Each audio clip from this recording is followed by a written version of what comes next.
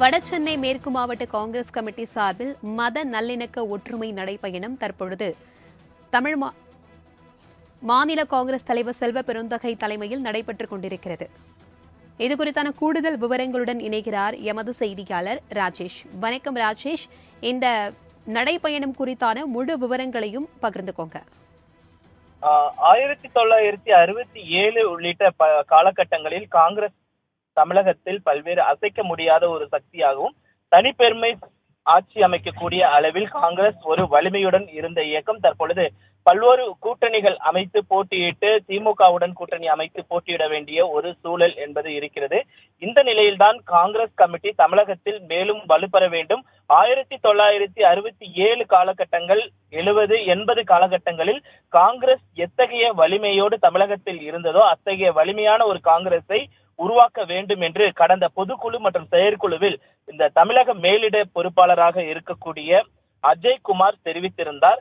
அப்படி காங்கிரஸை வலிமைப்படுத்த வேண்டும் என்றால் காங்கிரஸில் இருக்கக்கூடிய ஒவ்வொரு மாவட்ட தலைவர்களும் அவர்கள் மாவட்டத்திற்கு உட்பட்ட பகுதிகளில் சென்று நடைபயணமாக சென்று காங்கிரசினுடைய கொள்கை என்ன, கோட்பாடு என்ன, எதற்காக காங்கிரஸ் பாடுபட்டது என்பதையெல்லாம் குறித்து விளக்க வேண்டும் என்று அவர் வலியுறுத்தியிருந்தார். அதன் அடிப்படையில் தற்பொழுது வடசென்னை மாவட்டத்திற்கு உட்பட்ட பகுதியில் கொடுங்கையூரில் மத நல்லிணக்க ஒற்றுமை நடைப்பயணம் என்ற ஒரு நடைப்பயணத்தை தொடங்கி இருக்கிறது. இதனை தமிழக காங்கிரஸ் கமிட்டியின் தலைவர் செல்வ பெருந்தகை தொடங்கி வைத்திருக்கிறார்.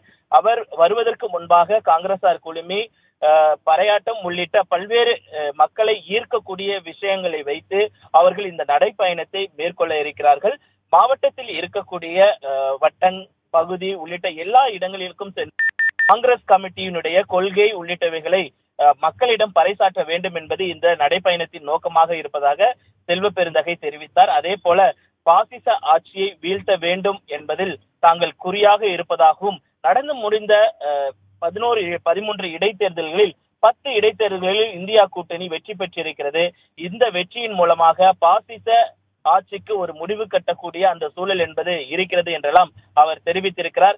அவர் முதலாவதாக இங்கு கொடுங்கியூரில் இருக்கக்கூடிய விநாயகர் கோயிலில் சாமி வழிபாடுடன் இந்த நடைப்பயணத்தை தொடங்கினார். பின்னர் ஆங்காங்கே இருக்கக்கூடிய பொதுமக்களை சந்தித்து தங்களுடைய கொள்கை விளக்க குறிப்புகளை அந்த பொதுமக்களுக்கு நோட்டீஸாக வழங்கினார். அதனைத் தொடர்ந்து அவருடைய நிர்வாகிகள், பல்வேறு முன்னாள் தலைவர்கள் மற்றும் மாவட்ட நிர்வாகிகள் ஆகியோரும் இந்த நடைப்பயணத்தில் கலந்து கொண்டிருக்கிறார்கள்.